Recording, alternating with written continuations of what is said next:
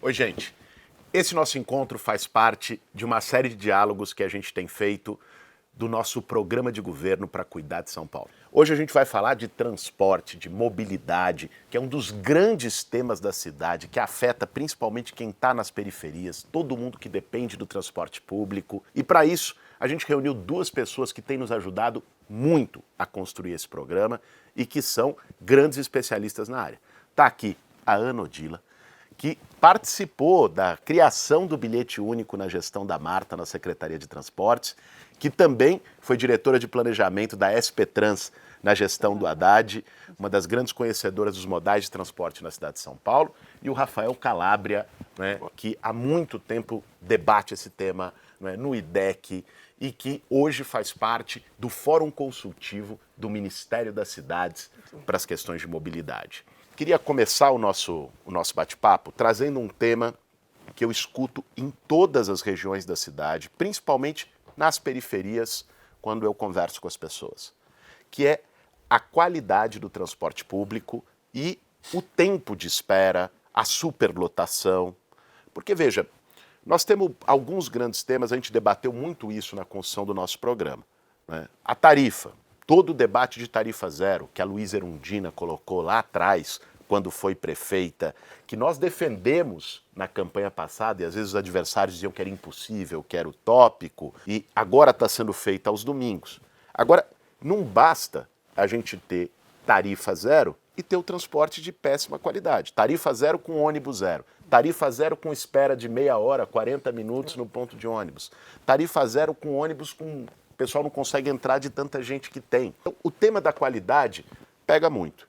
E tem um dado que é chocante, que nos últimos 4 anos a gente teve uma redução de cerca de 20% da frota de ônibus disponível na cidade de São Paulo. Ou seja, as pessoas estão indo igual sardinha em lata para o trabalho, voltando para casa, enquanto tem ônibus parado na garagem, e sendo que a prefeitura está pagando o subsídio para essas empresas que têm a concessão do sistema de ônibus na cidade de São Paulo. Então, começo perguntando para você, Calabria, que medidas nós estamos construindo no nosso programa de governo com os vários especialistas para reduzir o tempo de espera das pessoas no ponto de ônibus, reduzir a superlotação, ter mais ônibus circulando para garantir que o transporte público seja de qualidade. Bom, obrigado pelo convite. É muito importante esse ponto é central para quem usa o transporte e é importante colocar que a solução não é complicada, não é impossível. Está prevista no contrato de ônibus já, ainda não foi adotada, mas está prevista a mudança da forma de pagamento das empresas. Então hoje as empresas são pagas majoritariamente por passageiro e isso estimula o empresário a lotar. Quanto mais passageiro, mais rentável. Ou seja, só para a turma entender isso direitinho, hoje, a remuneração do subsídio, porque as empresas não recebem só pela passagem que as pessoas pagam. A prefeitura paga um complemento também para as empresas. E esse complemento é quanto mais passageiros ela carrega. Então, se ele...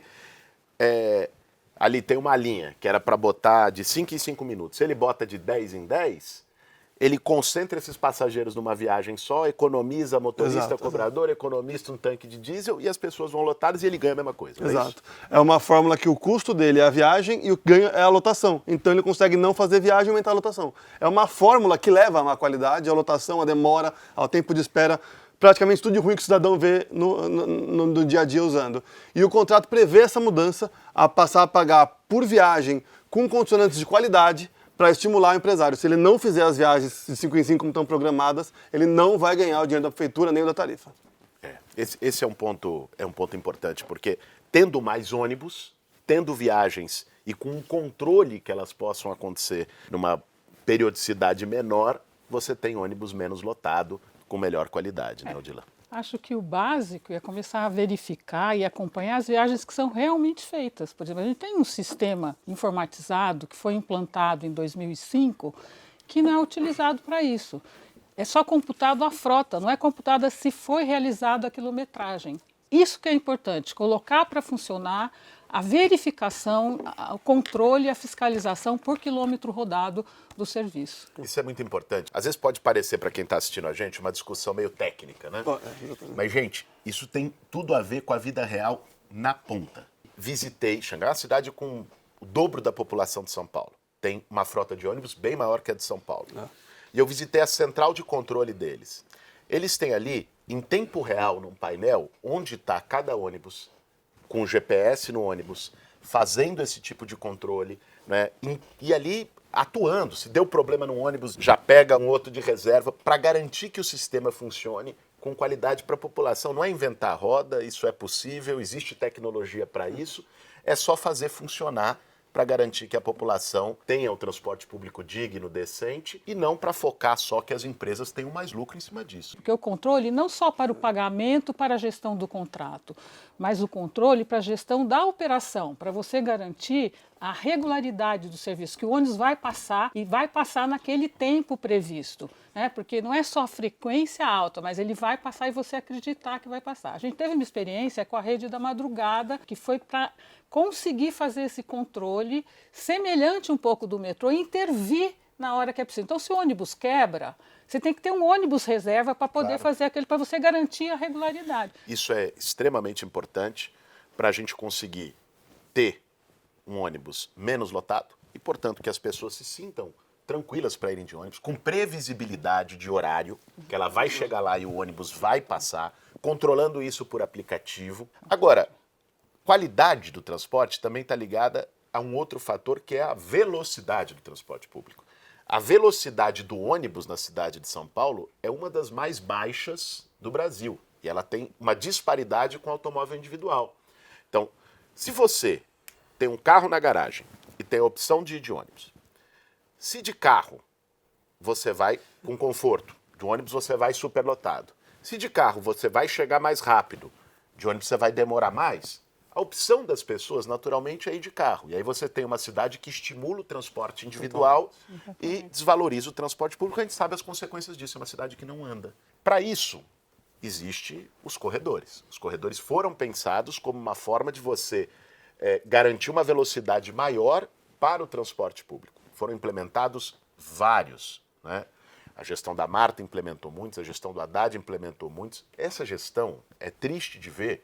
No plano de metas, o objetivo era implantar 40 quilômetros de corredores, não chegou a 4 quilômetros de corredores implantados em 4 anos na cidade de São Paulo. Existem alguns corredores, e a gente sentou em mesa como essa aqui muitas vezes durante o programa de governo para falar quais são os prioritários. Existem corredores que já estão licitados, existem corredores que já foram planejados lá no Plano Municipal de Mobilidade.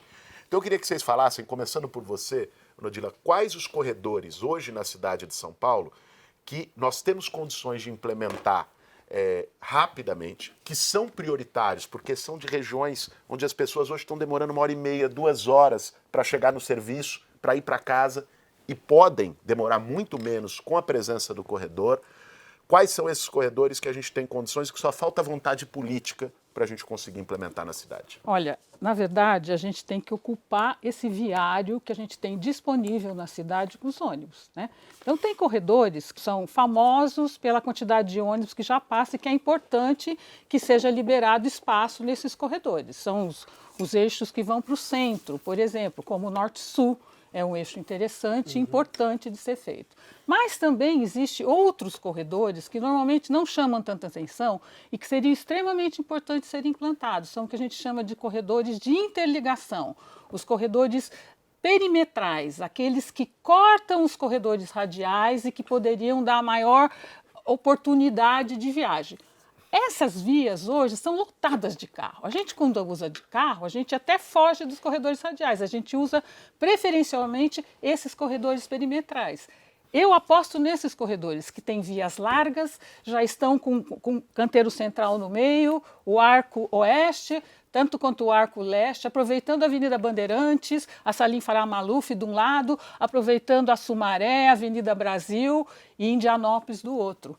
Apostar nesses corredores. São corredores não muito difíceis de serem feitos, porque a demanda desses corredores é diferente. A infraestrutura está lá e é um tipo de demanda, por exemplo, nesses corredores não precisa ultrapassagem, porque ele não tem uma demanda concentrada dentro do ônibus, já tem alto, sobe e desce. Esse é um ponto importante, que é da infraestrutura, né? Porque às vezes as pessoas falam, pô, como é que implanta um corredor? Por que é um corredor, quando a gente fala de um corredor na faixa da esquerda, na faixa central, você precisa ter o canteiro do meio para fazer os pontos de ônibus, os pontos de parada, tudo mais.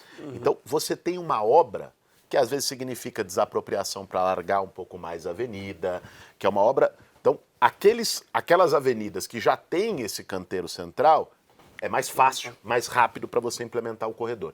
Queria também ouvir tua visão, Calabria, que eu sei que vocês discutiram demais isso no grupo de trabalho, dos corredores prioritários que a gente tem nesse momento na cidade de São Paulo, fáceis de implementar e que essa turma que está aí não implementou porque não tem compromisso com o transporte público para todos. Eu acho importante começar por esses mais fáceis de fazer, para conseguir gerar um impacto e mostrar também a intenção da prefeitura de investir nisso. As últimas gestões estão retirando o dinheiro que estava previsto para essas obras, colocando em asfalto e outras coisas, e por isso que foi um alcance tão baixo das metas, tanto Dória, quanto Covas, quanto Nunes. E um exemplo que também é importante, a Radial e a Aricanduva já estão licitados, são debatidos há quase 8 anos e nem foi iniciada a obra. Você tem também o Itaquera Leste, que o Haddad começou e a obra não está pronta até hoje. O Itaquera é a cidade líder, né? Isso. Eu passei esses dias, porque eu fui fazer uma visita técnica no terreno em que o governo federal, pelo PAC, quer fazer uma policlínica lá na Avenida Itaquera. Cara... Acaba no meio do nada. Tá ali, como é uma obra de... Como é que os 10 caras anos. não conseguiram, numa gestão, concluir uma obra que já estava iniciada, começa na gestão do Haddad, 2 gestões, teve a do Dória, agora do Ricardo Nunes, com o Bruno pegando no meio da do Dória. Ou seja, como é que não se concluiu aquele corredor que é tão importante para leste? Né? Não concluiu porque ao longo dos mandatos tiraram mais de R$1 bilhão que estava previsto para a obra de corredor, tiraram da previsão do orçamento já e colocaram em outras coisas de obrinha menor e pontual. O que então, mostra acaba que não a entregando. qualificação de ônibus para essa gestão não foi prioridade. E aí é importante também para chegar no fundão da periferia, que vão ser corredores mais difíceis, né? Cantinho de Sampaio, Perimetral Leste, lá em São Miguel, que são vias mais estreitas. Como vai levar mais tempo, a gente tem que aproveitar esse período também para fazer um debate com a população, entender quais são as limitações, a área que pode facilitar a obra ou não, e aproveitar que vai levar um pouco mais de tempo, fazer um debate maior e incluir a população. E eu queria também citar um que é muito importante, que é em Boimirim, lá na Zona Sul, que tem uma mobilização já muito grande de diversas lideranças populares lá brigando por esse corredor há anos, e ele fica sendo empurrado do Estado para o município. Ali, eu me lembro, o pessoal no fundão da Emboimirim, na região do Capela, Horizonte Azul, Jardim Jacira, o pessoal descia a pé do ônibus, 5, 6 horas da manhã, para ir até o terminal da Jardim Ângela a pé para pegar, porque travava todo. Na gestão do Haddad, nós conseguimos duplicar a ponte do Capela. Isso. E aquela duplicação da ponte do Capela tirou um gargalo que tinha e permitiu que as pessoas conseguissem chegar até o terminal Jardim Ângela, perto do Hospital Emboimirim, onde fazia a integração. Agora, aquele corredor não ter sido feito, e foi, quando chegava a véspera de eleição, saiu um monte de faixa, vai acontecer, não aconteceu. Essa tem que ser uma prioridade ali também na Emboimirim. Eu sei o quanto aquele povo que sai do fundão, nós estamos falando de mais de 1 milhão de pessoas ali naquela região toda ampliada que precisa ser atendida. Conversei outro dia contigo, Ana Dila, sobre isso. Vi isso na China. Depois vimos a apresentação agora. Um novo modal de transporte que é o DRT. O que é o DRT? É tanta sigla que às vezes a gente se perde. Em inglês é Digital Rail Train. O que é exatamente o DRT? O DRT é um trem, na prática, né? Só que ele não está sobre trilhos, né? É sobre pneus, só que ele é um trem muito maior do que um ônibus biarticulado e tudo mais.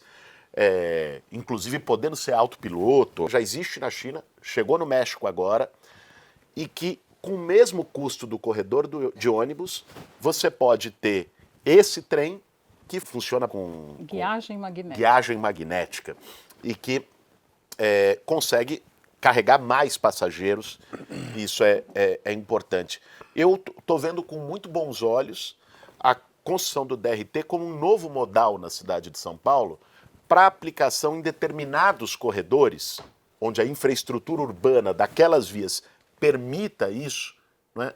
Porque a gente pode ter aí um ganha-ganha, né? Algo que carregue mais passageiros com grande conforto, né? É meio que um metrô de superfície ali. O DRT... Ele compartilha o não viário. Precisa, ele compartilha o viário do corredor de ônibus com ônibus normais, com carros eventualmente. Eu queria que você falasse um pouquinho do DRT, que foi uma das pessoas que me apresentou esse modal. Olha, a vantagem do DRT é que você pode ter um carro maior, muito maior do que o corredor de ônibus, tá? Além de ser limpo, ele é elétrico. Ele parece um sistema sobre trilhos. que é o que a gente vê aí como um sistema de qualidade. Pelo preço que ele oferece, eu acho que é um caso a se estudar interessante, principalmente para essas vias perimetrais, mas também na Norte-Sul, por que não? E o DRT tem, você lembrou muito bem, esse aspecto de ser sustentável, ser por energia limpa, zero emissão de carbono. E esse é um tema que eu quero pegar aqui para dialogar com vocês. Hoje eu acho que é consenso que nós precisamos pensar, construir cidades mais sustentáveis. Quando a gente fala de mobilidade em São Paulo, nós estamos falando aumentar a velocidade, corredores, outros modais. Nós estamos falando de melhorar a qualidade do transporte. Essa mudança na implementação do contrato que permita mais ônibus, mudança na forma de remuneração para a gente ter mais ônibus na rua, menos tempo de espera, menos superlotação, além, lógico, ar-condicionado em 100% dos ônibus, Wi-Fi em 100% dos ônibus, que é algo essencial para ter essa qualidade. Mas nós temos que falar também, não podemos fugir disso, de energia limpa.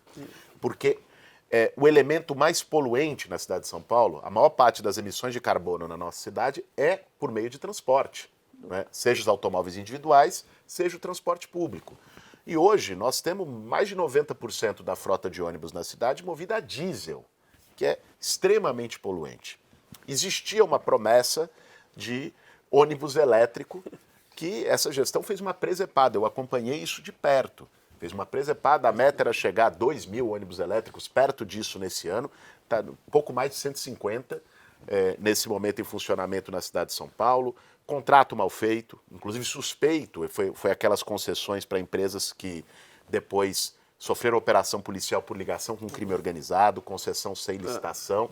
Mas para além disso, né, não se fez. Não se fez porque não se viabilizou infraestrutura de recarga nas garagens, não se fez porque não se priorizou.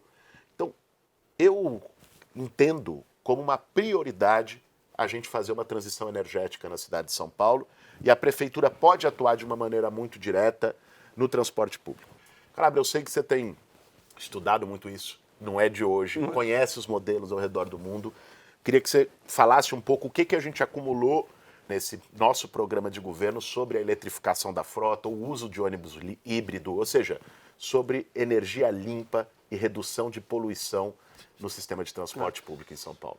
É mais um tema que bate na falta de vontade da atual gestão de mudar, porque não é uma mudança que vai ser natural para os operadores, eles só atuam com diesel há mais de 100 anos. Então a prefeitura precisa agir. As cidades do Brasil e da América Latina que estão conseguindo modificar, né, avançar na eletrificação, eles estão atuando para achar uma solução. Tem que ser um programa de iniciativa da prefeitura, da SP-Trans, para gerar essa mudança. A atual gestão ficou esperando que os empresários fizessem, que os empresários comprassem o carregador, ficou depois achando formas de bancar o empresário tocando a mudança, e o empresariado não vai fazer naturalmente, ainda mais porque se paga por lotação e não pelo veículo que se quer, né? No caso, o elétrico. Aliás, eu fiquei estarrecido quando eu fui no Palácio do Planalto para o PAC Seleções. Te encontrei lá, inclusive, no Palácio, onde a gente conseguiu investimentos para São Paulo, tratei isso com o Lula.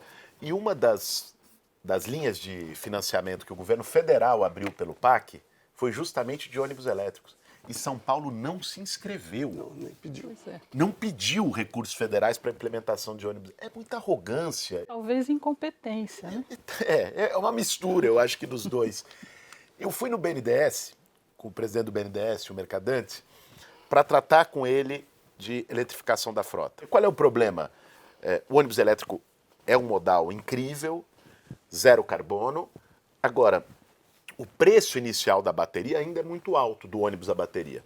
Então você precisa ter um fomento, um financiamento inicial. Ele se paga na rodagem, porque ele tem um custo mais baixo de funcionamento do que o diesel. Então você precisa ter um BNDES e o governo federal está se dispondo e São Paulo não se abriu para isso. Eu acredito, Odila, que o ônibus elétrico é um dos caminhos para a gente viabilizar tarifa zero de uma maneira integral, porque ele, do ponto de vista financeiro, ajuda muito a fechar a conta, porque ele tem um custo de rodagem bem mais baixo do que o ônibus a diesel. Quando o atual prefeito, depois de quase 3 anos na prefeitura, não entregou nada, ele queria criar uma marca política a qualquer custo, implementou a tarifa zero aos domingos. Ainda que por razões eleitorais, que bom que implementou, porque traz o debate para a cidade.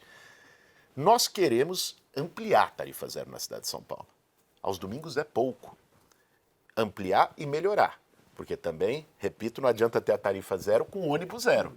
Tem que ter frota. Porque às vezes tem essa ideia... Tem que ter serviço. Tem que ter serviço. Diz, já que é de graça, faz de qualquer jeito para as pessoas. Não, senhor. Se você quer fazer tarifa zero, você tem que manter a qualidade, melhorar a qualidade do sistema.